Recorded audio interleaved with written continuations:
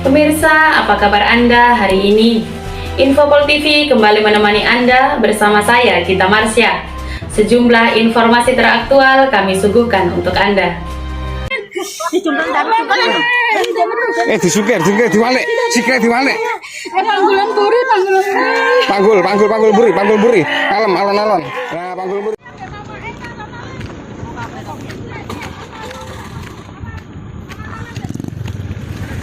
Tidak mengindahkan perintah Kapolda Jawa Timur Tony Hermanto untuk menutup seluruh tambang galian C yang ada di Banyuwangi.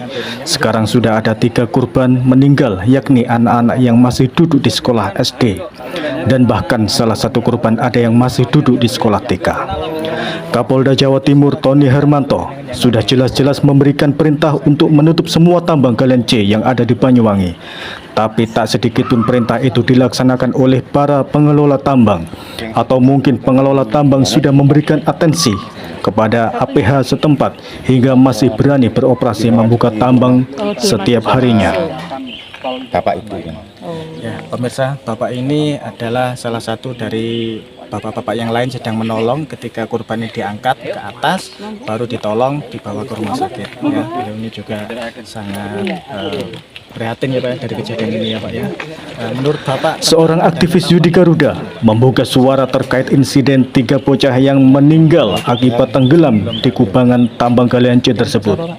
Yudi Garuda meminta ketegasan Kapolda Jawa Timur, bahkan Kapolri, untuk memberikan sanksi kepada Kapolresta Banyuwangi yang mana menurutnya sudah lalai dan kurang tegas dalam memberantas tambang-tambang ilegal galian C yang masih beroperasi. Saya sangat prihatin mendengar anak-anak menjadi korban ini, karena ini masih anak usia sekitar 7-8 tahun ya. Anak-anak ini kan sebenarnya belum mengerti apa-apa dalam kondisi alam itu, apalagi anak ini belum mengerti. Assalamualaikum warahmatullahi wabarakatuh. Hari ini hari Selasa tanggal 18 April tahun 2023, yang mana kemarin tanggal 17 ada insiden anak kecil ya, 3 meninggal dunia tenggelam di sini ya. Pemirsa, kita lihat di sini. Ini adalah tempat kejadian yang mana telah diduga bahwa tambang ini belum memiliki izin resmi ya.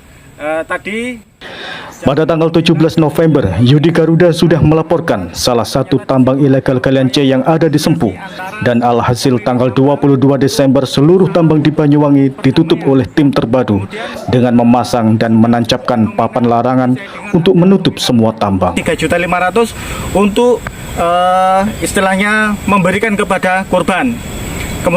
Kemudian pada tanggal 28 Desember diberlakukan diskresi oleh tim terpadu, sehingga banyak tambang-tambang yang buka lagi meskipun belum mengantongi izin resmi. Lalu apa fungsinya tim terpadu menancapkan papan larangan tersebut jika dilakukan pembiaran terhadap aktivitas penambangan ilegal yang masih beroperasi?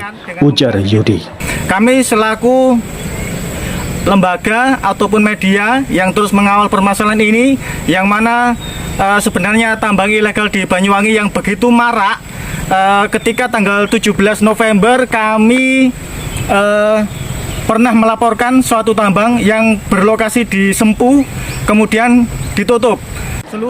Menurut Undang-Undang Minerba Pasal 158, Pasal 159, dan Pasal 160 Ayat 2 KUHP, setiap orang yang melakukan usaha penambangan tanpa IUP, IPR, atau IUPK, pelaku tambang yang berusaha untuk membuka kembali, sebagaimana dimaksud dalam Pasal 37, Pasal 40 Ayat 3, Pasal 48, Pasal 67 Ayat 1, Pasal 74 Ayat 1, atau Ayat 5, dipidana dengan pidana penjara paling lama 10 tahun dan denda paling banyak 100 miliar. Jambi, pernah ini korban kedua.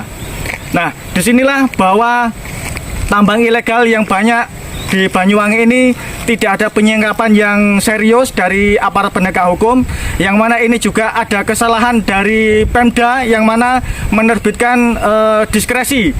Yang seharusnya diskresi itu tidak boleh, karena apa? Ini undang-undangnya jelas, ada pasalnya, pasal 158, 159, dan 160B. Ini jelas undang-undang minerbanya ada. Kenapa kok diterbitkan diskresi? Ini sebenarnya tidak boleh ya.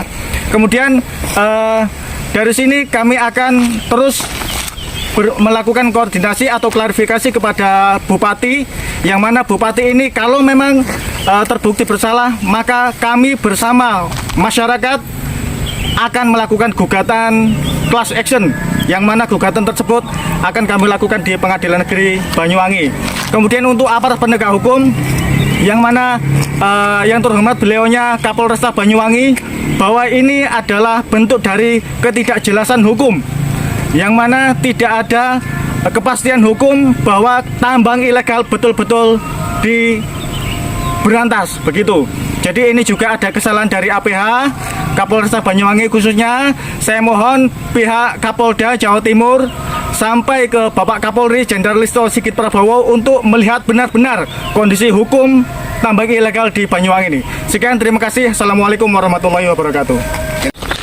Kami selaku wakil dari masyarakat Banyuwangi akan terus mengawal kasus ini, yang mana akan terus memberantas tambang-tambang ilegal, membantu APH, yang mana jika ada APH khususnya Kapolresta Banyuwangi tidak bisa bertindak tegas, karena saya sudah memberikan somasi menuntut ketegasan Kapolresta Banyuwangi. Kalau hal ini sampai tidak ada unsur hukum yang jelas, maka saya mohon Kapolda Jawa Timur dan Kapolri untuk mengganti Kapolresta Banyuwangi. Sekian, terima kasih. Demikian informasi hari ini. Nantikan lagi informasi berikutnya hanya di Infopol TV. Bersama saya Gita Marsya.